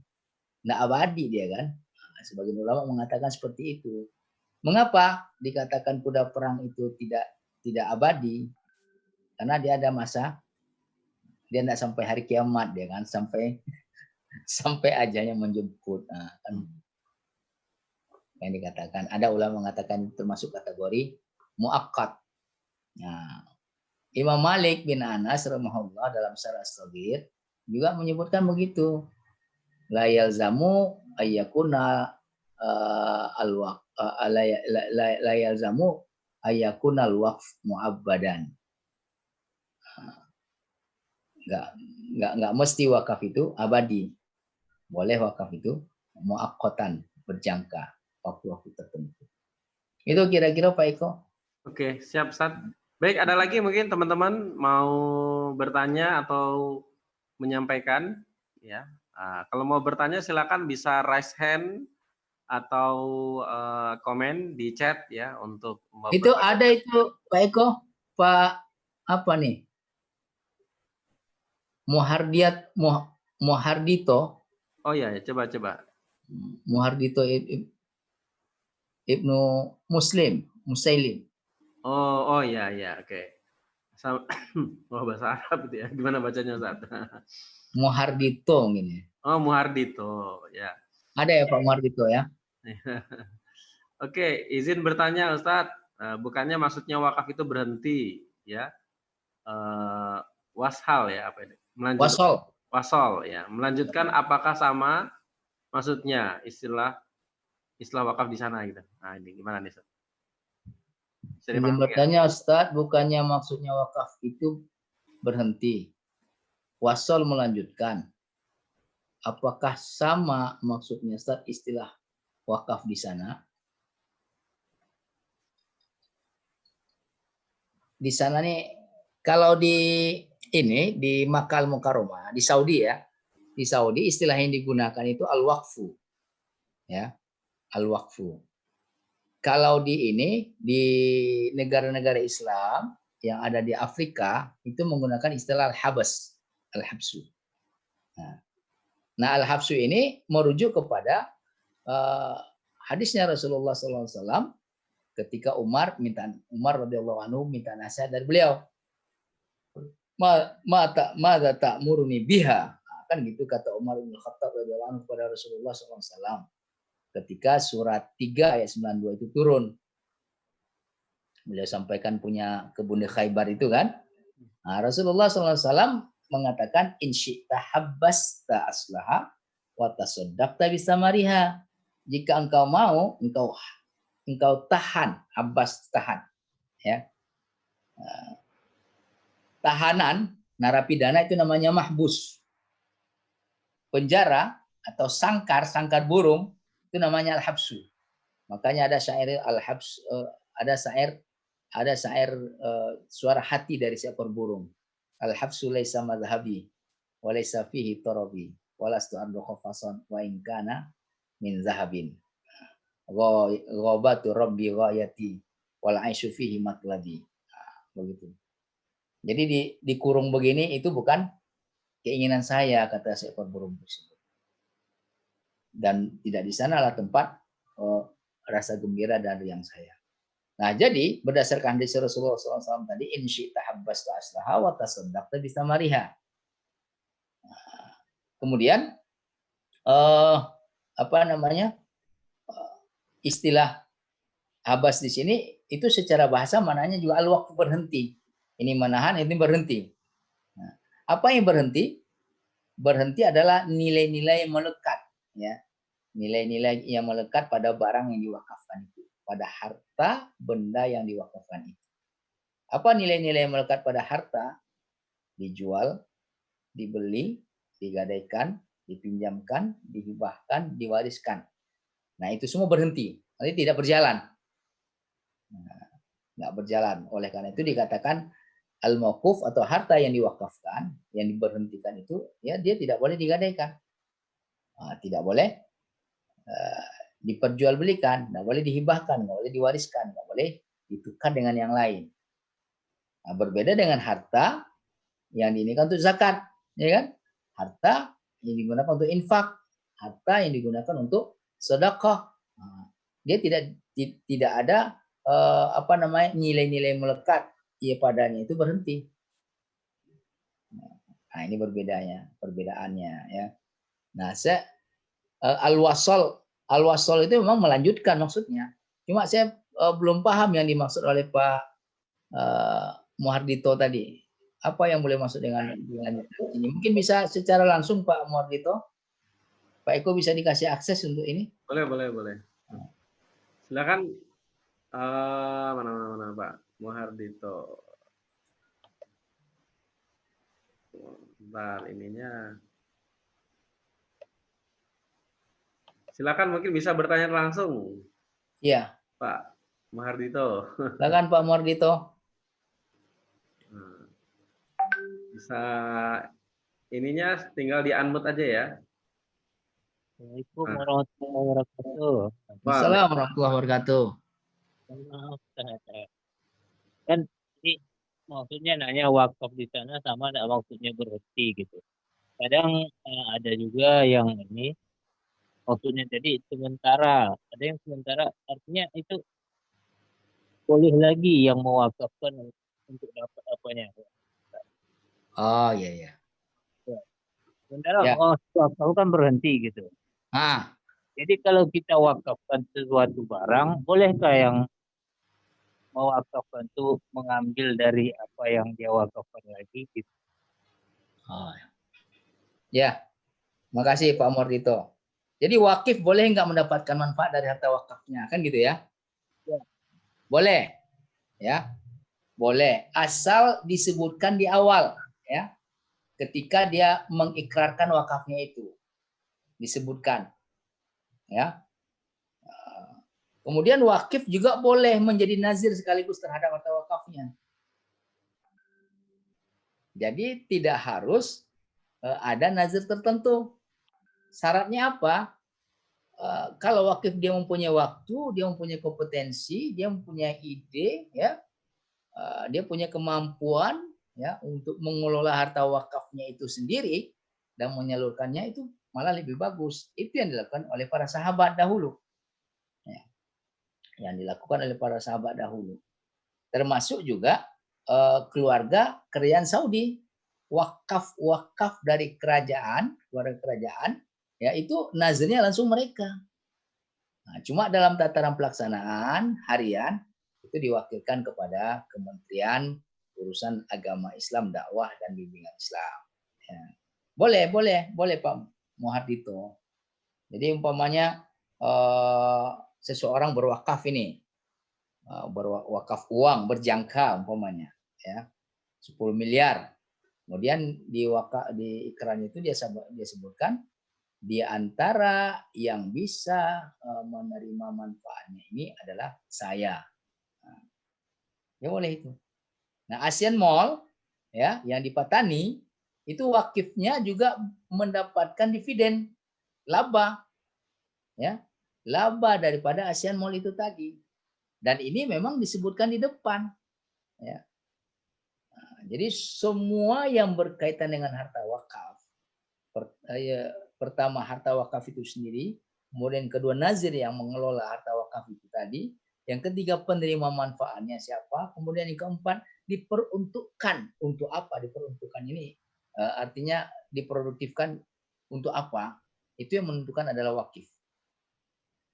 Nah, setelah ikrar wakaf, maka itu berpindah kepada Allah Subhanahu wa taala haknya, kemudian secara pengelolaannya oleh nazir.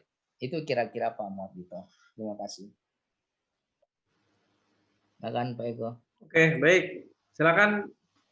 Ada lagi yang ingin bertanya? Silakan Bapak Ibu sekalian. Bisa bertanya langsung juga boleh ya. Nanti tinggal mic-nya. Iya, menambahkan juga boleh. Ya, menambahkan juga boleh. Ini ada Bu Tika dari UNER mungkin bisa berbagi pengalaman. Iya. Silakan ya, tinggal raise hand aja, nanti kita bantu. Ini Bu Aryani pengen dong umroh Napaktilas situs wakaf. Nah, semoga COVID ya segera berlalu ya. Oh, gangguan sinyal izin live ya. Oke, siap. Nah, insya Allah ya Bapak Ibu sekalian ya, karena emang masih belum bisa umroh ya. Mudah-mudahan segera COVID segera berlalu. Ya. Karena ini anak-anak saya pulang semua nih, Ustaz. Oh, yang di Husnul? Iya, dipulangkan akhirnya.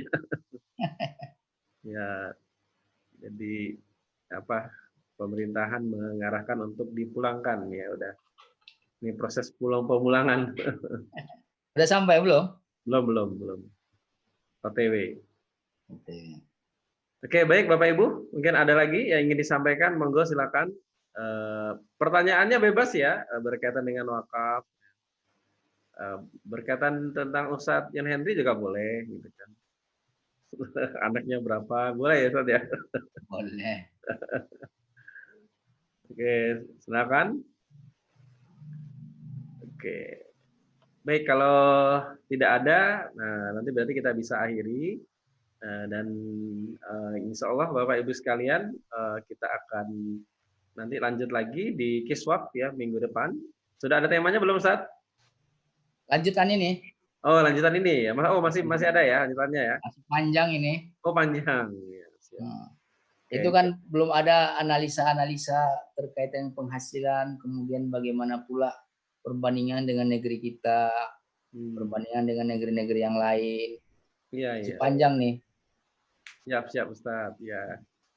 Masya Allah ya. Dan Bapak Ibu sekalian, untuk Bapak Ibu yang ingin mendapatkan update ya untuk acara Kiswaf ini kita juga upload di YouTube ya Bapak Ibu. Nanti silakan Bapak Ibu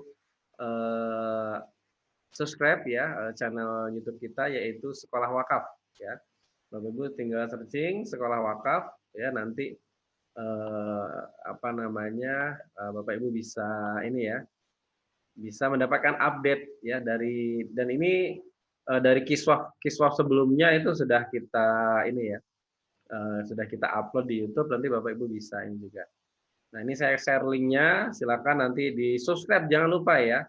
Nah, kalau bisa nanti 1 juta subscriber ya wakaf. Wah, mantap ya.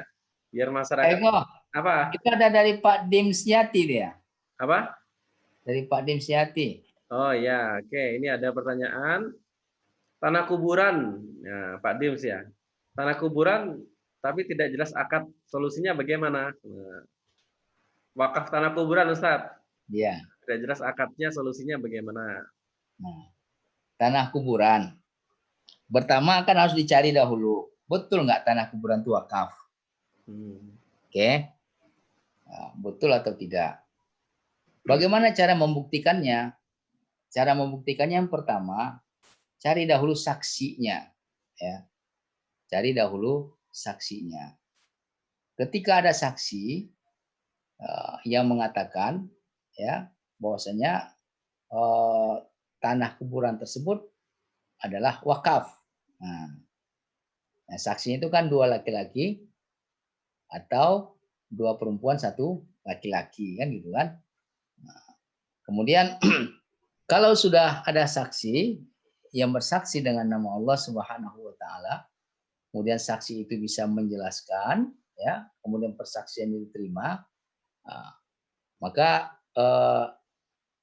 jelaslah bahwasanya tanah kuburan itu adalah wakaf atau tidak wakafnya berdasarkan persaksian dari saksi-saksi itu tadi.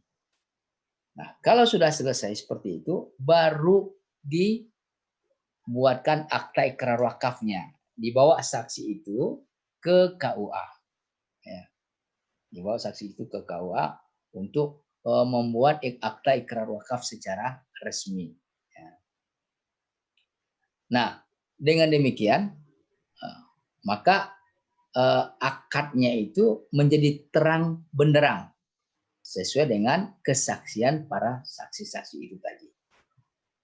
Tapi kalau kesaksian para saksi itu meragukan, ya, diperpanjang waktunya untuk mencari saksi yang lebih valid, ya, yang lebih kuat lagi.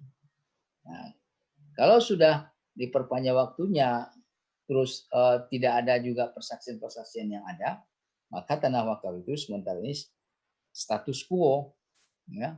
Status quo artinya ya dia tidak jelas itunya posisinya bagaimana. Suratnya juga tidak ada umpamanya kan, sertifikatnya. Kemudian kata-kata wakaf itu hanya dari mulut ke mulut, tidak ada yang berani bersaksi. Ya. Maka dia jadi status quo.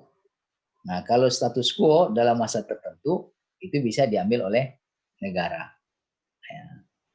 Nah, kalau diambil oleh negara, kalau kebijakan negara oke, itu diwakafkan.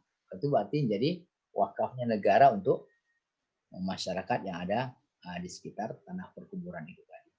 Boleh nggak negara berwakaf? Boleh. Ya. Negara boleh berwakaf. Organisasi boleh juga berwakaf. Tapi syarat-syaratnya jelas. Kalau organisasi yang diwakafkan itu, pertama betul-betul aset organisasi. Kemudian yang kedua itu adalah keputusan berdasarkan rapat pengurus organisasi itu tadi. Pihak-pihak yang berwenang lah. Nah, kemudian jelas peruntukannya untuk apa. Nazirnya siapa dan seterusnya. Itu kira-kira Pak Dims. Terima kasih. Oke, siap. Ustadz, ini saya ada pertanyaan kemarin itu. Jadi ada pertanyaan dari salah seorang jamaah itu. Jadi gini, jadi keluarga ini ya harta orang tuanya itu diwakafkan ya tanah. Tanah wakaf, tanahnya diwakafkan, tapi statusnya tanahnya itu belum sertifikat. Ya kan? Belum sertifikat. Nah, kemudian di dalam akta ikrar wakafnya itu yang diwakafkan itu ini apa namanya 10.000, 10.000 meter ya, yang ini ya di ikrar wakafnya ya, Ustaz. Ya. Nah, ikrar wakafnya itu 10.000 meter. Tapi itu kan posisi tanahnya masih mungkin kalau di Jawa tuh nama letter C. SGR. Ya, pokoknya belum SGR ya. mungkin ya. Kecamatan ya. Ya.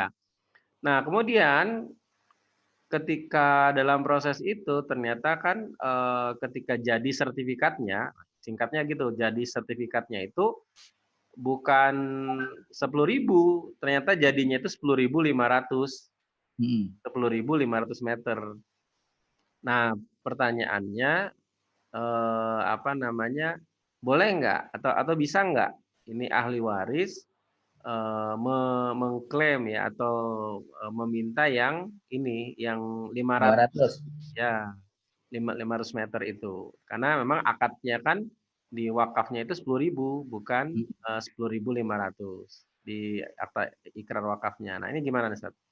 Nah, jadi kan gini, wakaf yang diikrarkan itu kan berdasarkan data yang tertulis di surat. Data yang tertulis di surat pertama kan 10.000. Ya. Betul kan? Ya.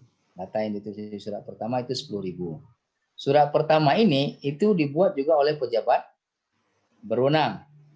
Kalau SKGR itu PPAT-nya, pejabat pembuat akta tanah, itu adalah camat. Atau notaris juga bisa menjadi PPAT. Nah, kemudian setelah diwakafkan, ya, berdasarkan surat tanah itu tadi, ternyata ketika dianggap menjadi sertifikat, biasanya BPN itu mengadakan pengukuran ulang. Batasan ini, itu, dan seterusnya. Nah, setelah diukur ulang, ternyata luasnya menjadi 10.500. Nah, 10.500 ini kan dasarnya batas-batas yang ada di surat sebelumnya.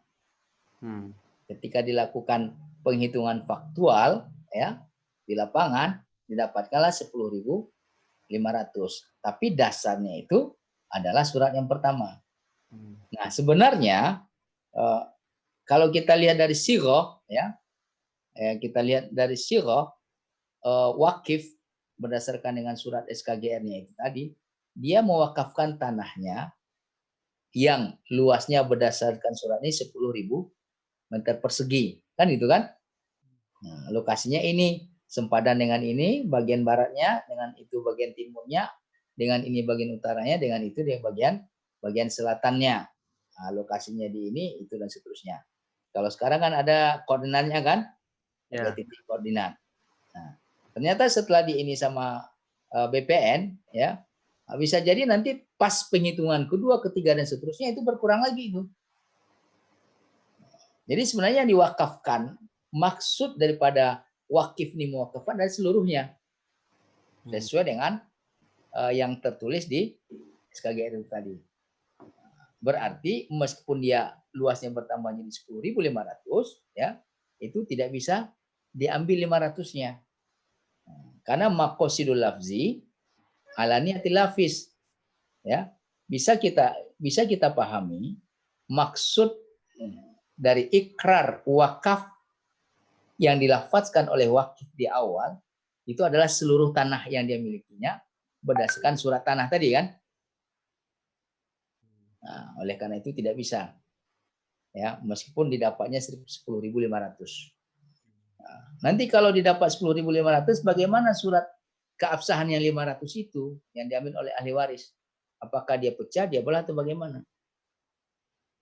Nah, kalau dia pecah, dia belah, harus kembali lagi kepada wakif kan? Apakah wakifnya ikhlas? Ya, apakah wakifnya ikhlas membelahnya? Oh kan ini sudah ahli waris. Enggak. Wakaf itu ikrarnya dari wakif. Bukan ahli waris. Jadi oleh karena itu ahli waris tidak bisa mengambil yang 500 itu. Ya. Itu semuanya sudah include ke dalam wakafnya wakif.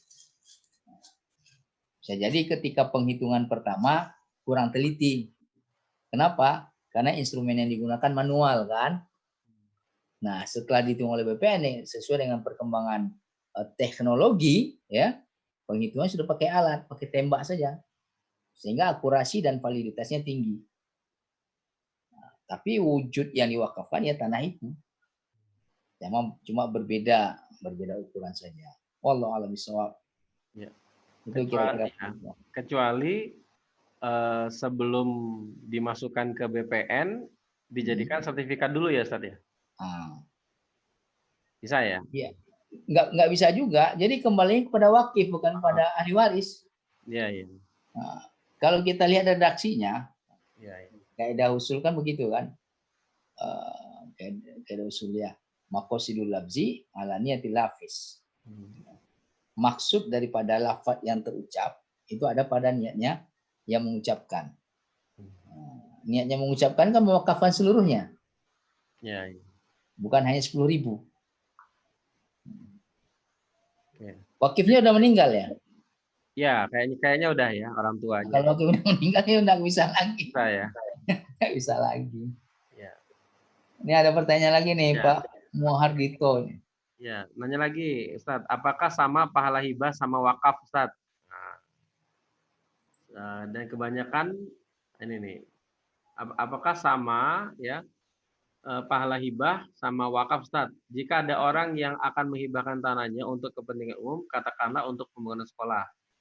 Karena kebanyakan orang-orang saya lihat menghibahkan tanahnya daripada mewakafkannya. Apa bedanya pahala hibah dengan wakaf, Ustadz? Ya. Oke, terima kasih Pak Muardito. Beda Pak Muardito, ya. Kalau hibah, kepemilikan harta hibah itu berpindah dari yang menghibahkan kepada yang dihibahkan. Meskipun itu digunakan untuk kepentingan umum, ya. Terus tanah yang dihibahkan itu boleh dijual, boleh digadaikan, ya. Boleh juga diwariskan, ya. Boleh juga ditukar guling dan seterusnya, diganti, ya. Kalau wakaf, harta yang diwakafkan itu menjadi milik Allah Subhanahu wa taala. Dia harus lestari, harus diproduktifkan. Oleh karena itu wakaf itu pahalanya mengalir terus. Kalau hibah, kalau dia tidak ada kewajiban harta yang dihibahkan itu harus lestari. Dia bisa habis, ya, bisa selesai. Umpamanya menghibahkan sepeda motor dengan mewakafkan sepeda motor, itu beda pahalanya.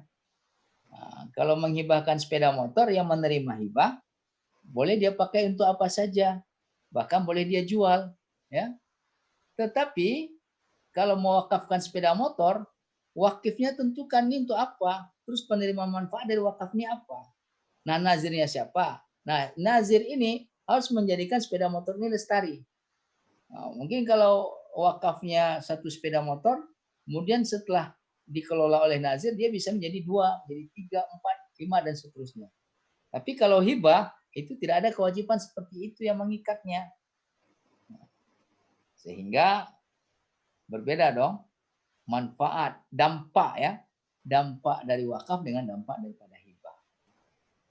Hanya secara sejarah, wakaf inilah yang menjadikan umat itu bermartabat. Wakaf ini pula lah yang menjadikan umat itu cerdas, kemudian sejahtera. Sejahtera itu bersama. Nah, itu kira-kira Pak Muhardito, ya. Ini ada Bapak atau Ibu nih, RTS Wulan ini.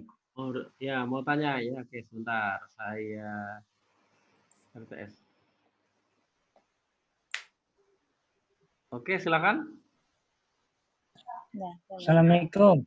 Waalaikumsalam. Assalamualaikum warahmatullahi wabarakatuh. Ustaz, saya sebenarnya mau nyambung yang tadi Ustaz dan Eko. Ustaz ini mau nanya, menyambung yang tadi Ustaz wakaf yang tadi siang kita. Oh iya. Ini langsung sama Ustaznya nih. Saya lebih jelas ini Ustaz.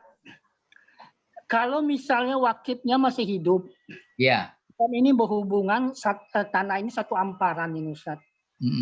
Saya ahli warisnya itu yang tadinya mewakaf, tapi di tengah jalan, prosesnya di tengah jalan bagian mereka itu tidak, mengapa kita mau wakaf yang 500 itu kita kembalikan tidak wakaf, karena kan memang asal usul memang 10.000 Ustaz.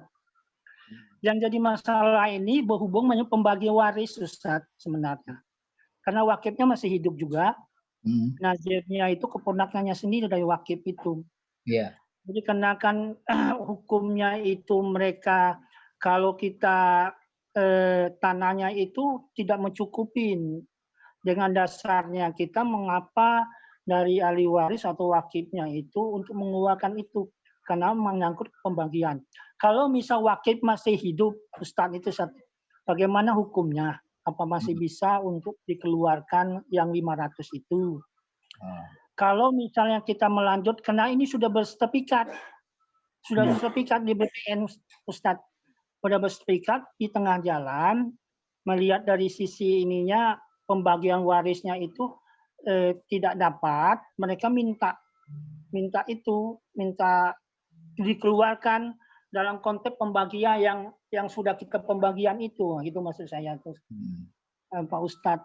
Sebab saya sendiri, alhamdulillah, saya ini PPAT ini Ustadz, karena kan pihak masyarakat menanya itu, jadi agak ini juga mohon ini yang petunjuk yang keluarnya itu Ustadz, bagaimana? Ya. Langsung Pak Eko ya. Langsung. Ya. Terima kasih. Pak. Ini langsung yang bertanya nih, Ustaz. Ya. Saya Afwan, saya Muhammad Baikuni, Ustaz. Oh, Assalamualaikum. Muhammad Baik. Ya. Dari Jambi, dari Jambi, Ustaz. Dari Jambi. Iya. Jadi yang pertama ya,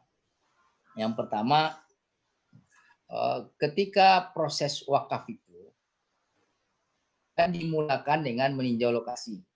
Ya. Kemudian membawa pihak-pihak terkait, ya kan? Ya. Para sempadan, kemudian juga nazir yang akan diserahkan untuk mengelola tanah itu, termasuk juga pejabat, ya. Nah biasanya kalau kita pingin wakaf itu wakaf tanah, itu kita mengajukan kepada KUA. Nah, nanti KUA minta dikirimkan ininya, fotokopi surat tanahnya, KUA akan meninjau, visitasi. Nah, ketika kau visitasi, di samping kau bertanya kepada yang akan berwakaf, KUA juga akan meneliti kepada sempadan-sempadan, kemudian pihak-pihak yang terkait. Nah, ini dalam rangka apa? Verifikasi. Ya, dalam rangka verifikasi. Apa ini verifikasi? Pertama, apakah harta yang akan diwakafkan ini, tanah yang akan diwakaf ini bersih dari sengketa atau tidak. Kemudian yang kedua, apakah tanah yang akan diwakafkan, harta yang diwakafkan ini betul-betul penuh milik dari yang akan berwakaf. Karena kalau dia bersengketa, dia tidak milik penuh, dia tidak boleh, ya, nggak sah wakafnya itu. Ya, wakafnya itu tidak sah. Nah, kemudian yang ketiga, ngecek kepada sempadan-sempadan yang ada.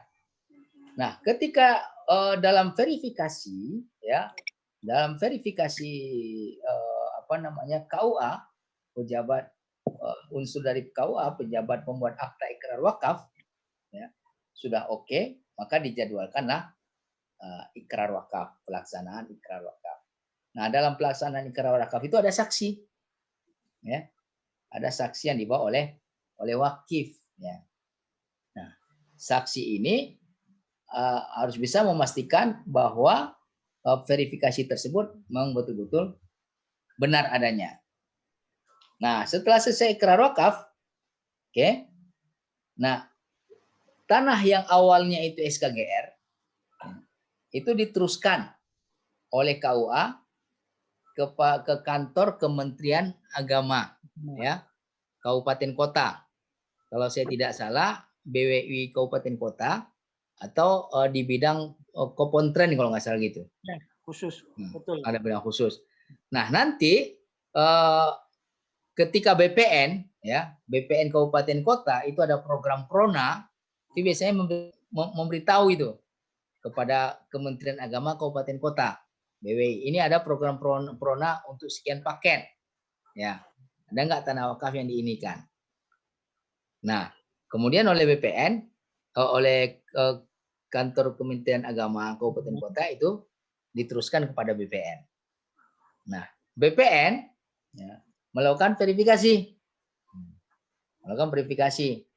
sebelum sertifikat itu diterbitkan.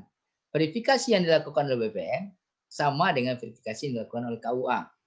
Hanya saja BPN lebih detail, ya, lebih detail daripada KUA, karena KUA biasanya tidak mengukur dia.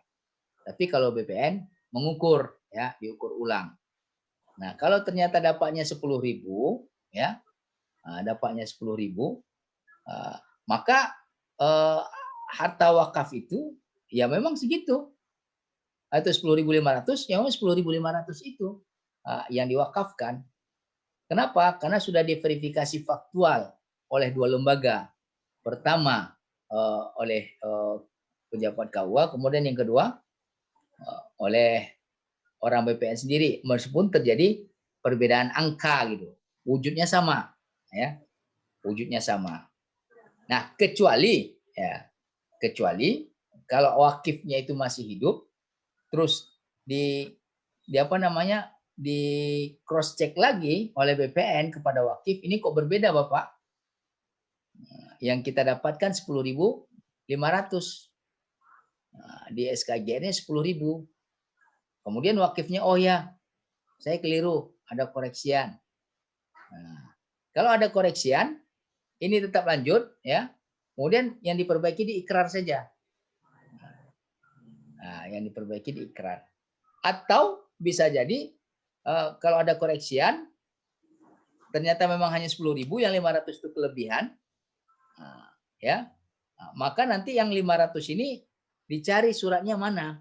Dasar suratnya itu mana? Apakah 500 ini ada dasar suratnya, Pak Baikuni? Jadi kembali Ustadz, saya sebenarnya gini, satu amparan ini yang Ustadz Eko bilang itu awalnya tanah mentah ini Ustadz. Tanah mentah. Iya, wakifnya itu sendiri masih hidup, alhamdulillah. Cuma proses SOP-nya Ustadz bilang tadi, untuk di Jambi khususnya, yang sifatnya itu tidak secara yang Ustadz bilang tadi standar SOP-nya. Jadi karena ini tahun berapa Pak? Maaf, tahun berapa? 2012 Ustadz. 2012 berarti setelah undang-undang wakaf disahkan itu ya? Ya, betul. Jadi karena kan ini dasarnya tanah mentah, Islam kita Jambi itu ada nama sporadik namanya. Sporadik itulah di pihak wakilnya membuat proses udah itu kenakan ini 10.000 ini untuk diwakafkan, misalnya diwakafkan untuk pondok lah, istilahnya itu berguna untuk pondok. Jadi waktu jalan itu kita sudah mengamankan ikrar proses itu, yaitu yang kata Ustadz tadi sebenarnya 17.000 Ustadz, yang sebenarnya di sertifikatnya 18.000. Setelah kita tahu itu akhirnya pihak wakil dari para ahli waris ini bagaimana, karena berhubungan berkurangnya pembagi warisnya itu. Nah Ustadz, akhirnya saya kalau gitu saya pikir dasar gini, ikrar wakafnya kenakan 17.000 itu. Saya pikir sah-sah aja dengan pengecualian Ustadz bilang tadi, karena wakifnya, karena ini harus adil dalam hal pewaris pembagian. Nah itu yang saya minta, mohon kejelas dasar. Bisa nggak kalau misalnya, jangan sampai salah paham nih, antara ahli waris, dasarnya itu sebenarnya. Jadi itu yang sampai sekarang sudah sampai berapa, 2 tahun setahun ini jadi pikiran saya tuh Ustaz. Alhamdulillah dengan Ustaz Eko kita dapat inian, alhamdulillah mudah-mudahan hari ini malam ini bisa ada solusi. Kemarin sebulan yang lalu saya kebetulan salah satu keponakan saya hakim dari salah satu di daerah Jambi itu bisa-bisa aja dengan catatan harus mengajukan permohonan kembali ke BPN Ustadz, diukur ulang. Tapi saya mohon dengan Ustadz pencerahannya itu masih bisa pengecualian yang Ustadz bilang tadi, gitu. Nah itu maksud saya. Wakilnya mempersilahkan untuk hal itu sebenarnya. Dengan catatan tetap ikrar wakaf 17.000 Ustadz. Apabila di lapangan posisinya kelebihan, silakan aja kalau 10.000 itu. Tapi kalau kurang harus seperti itu. Kalau kami silakan melaksanakan, itu yang saya. Wakifnya masih hidup? Masih hidup, Ustadz. Masih hidup. Kalau wakifnya masih hidup, dia kan begini Pak. Ya. Bukti kita memiliki sepeda motor, kendaraan bermotor, itu kan BPKB. Betul. Oke. Di mana BPKB itu terdata lah. Sepeda motor kita, apa mereknya, nomor mesinnya, kan gitu kan. Keluaran tahun berapa, cc berapa. Nah, bukti kepemilikan terhadap tanah itu adalah surat tanah ya. Ya, sporadik lah. Akta jual beli, SKGR, kemudian sertifikatnya gitu kan? Iya. SKGR atau sertifikat.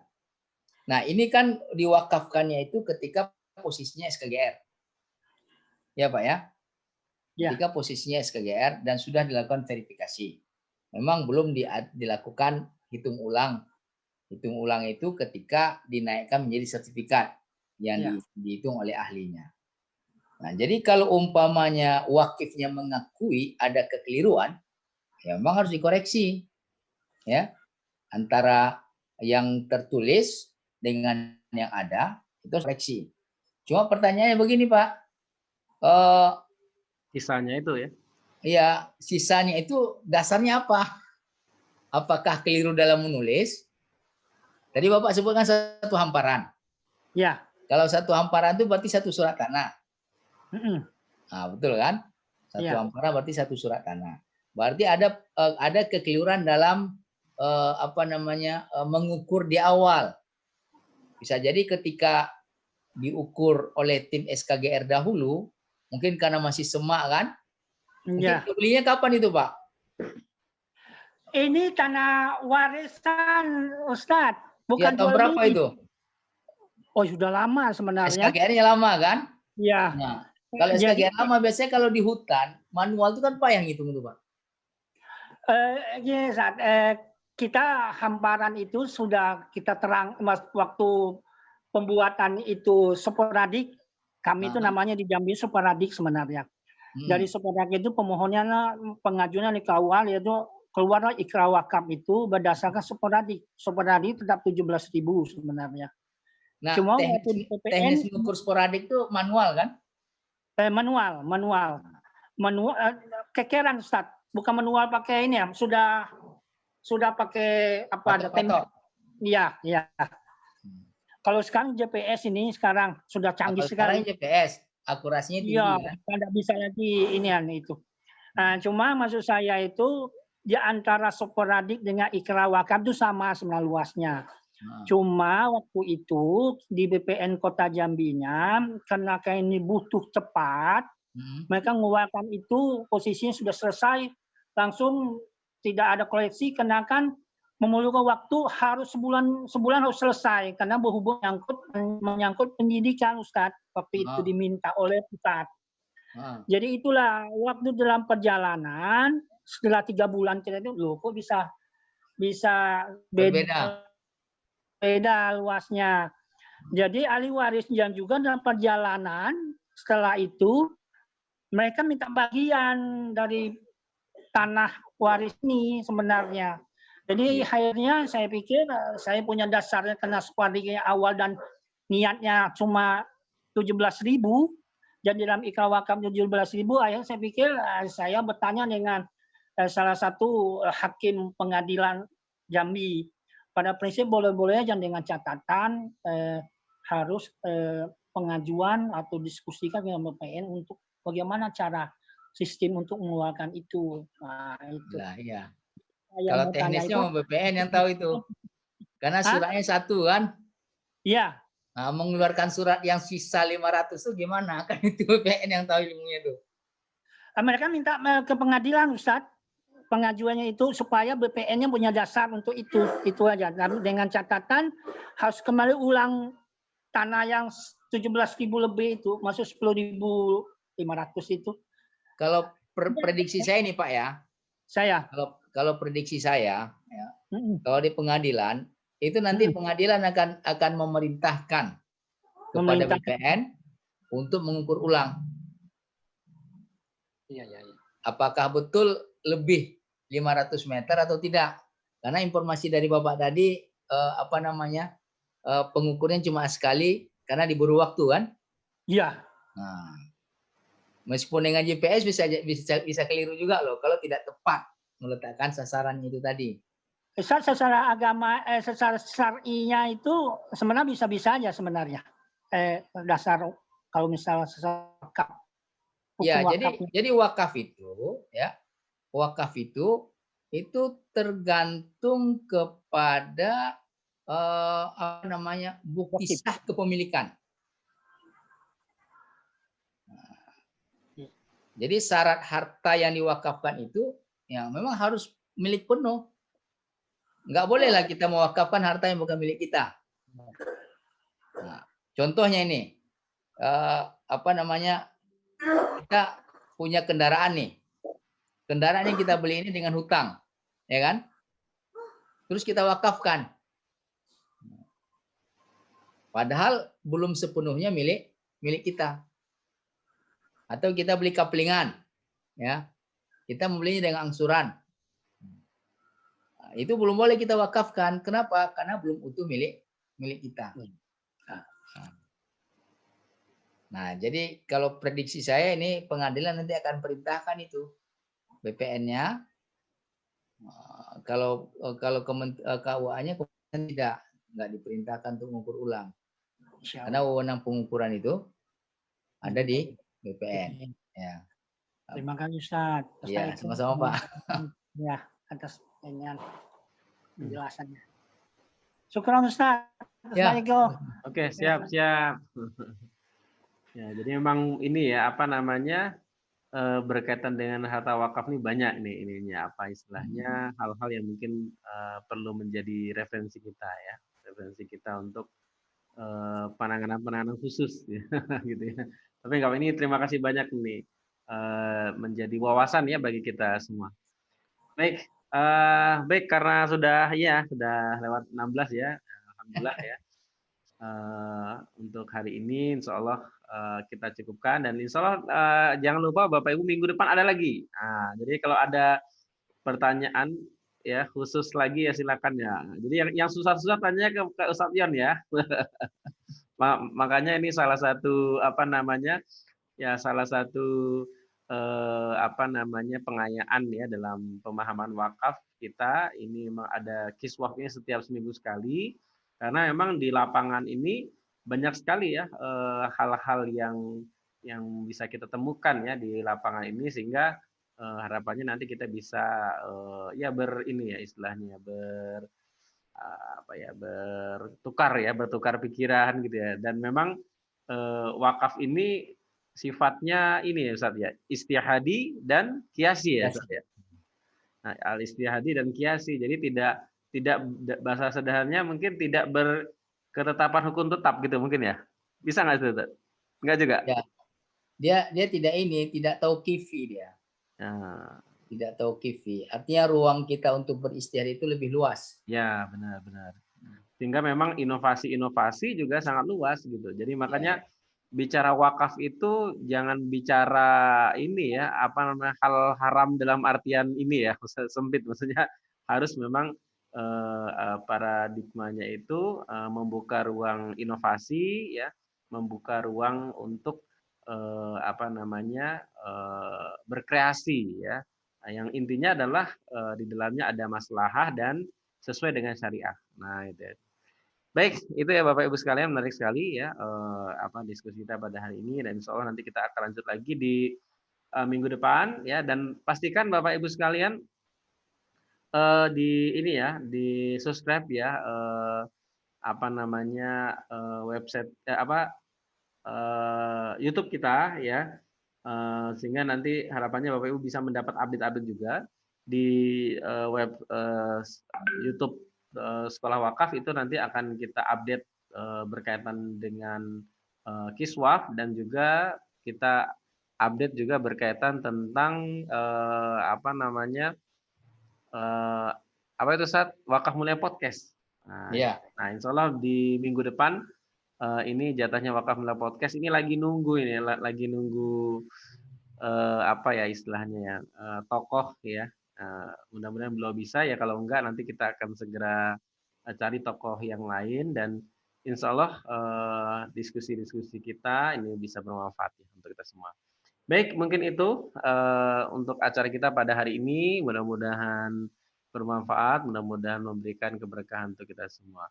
Baik, kita akhiri ya acara kita pada hari ini dengan sama-sama baca hamdalah dan doa kafaratul majelis. Alhamdulillahirabbil alamin. Subhanallah la ilaha illa astaghfiruka wa atubu ilaik. Baik, terima kasih banyak ya. Jazakallah Ustadz Yon Hendri. Ya, sama-sama. Ditunggu minggu depan. Siap ya. Baik, assalamualaikum warahmatullahi wabarakatuh. Waalaikumsalam warahmatullahi wabarakatuh. Pak, pamit semuanya ya. Assalamualaikum. Ya, jazakallah Ustadz.